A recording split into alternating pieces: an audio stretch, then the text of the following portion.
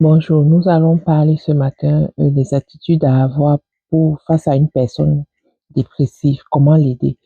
Pour aider une personne dépressive au quotidien, la première chose est d'être à son écoute, d'être présent, compréhensif et bienveillant. Par ailleurs, il ne faut pas hésiter à s'informer au maximum sur cette maladie pour connaître les symptômes, les causes et les traitements possibles.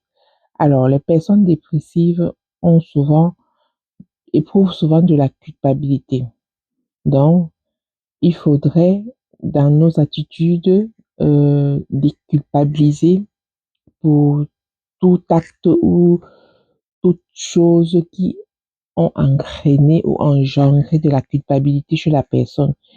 Créer un espace de dialogue, c'est-à-dire être à l'écoute, comprendre ce que la personne dit, euh, on ne peut pas se mettre à sa place, mais être, avoir de l'empathie pour la personne concernée, faire preuve de souplesse, c'est-à-dire ne pas trop faire de reproches, être, être vraiment empathique et accompagner la personne dépressive au quotidien, hein.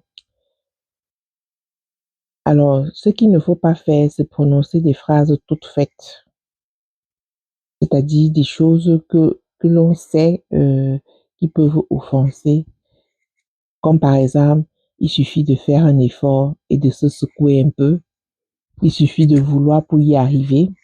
Ce sont des phrases vraiment à ne pas prononcer quand on veut aider quelqu'un à sortir de la dépression.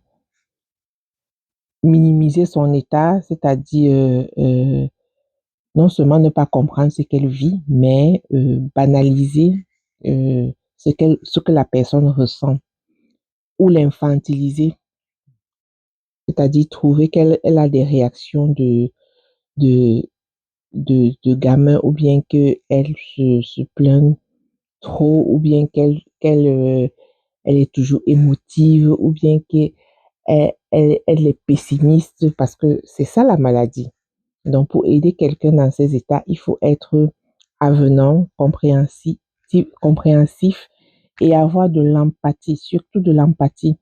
On ne peut pas se mettre à la place de la personne, quoi qu'on pourrait dans certaines situations, mais il faudrait vraiment adopter des attitudes qui vont permettre la personne à se sentir à l'aise, soulagée, à se sentir mieux quand elle est en votre présence, à même parfois solliciter votre présence parce que elle saura que vous l'écoutez, vous la comprenez et vous l'aidez.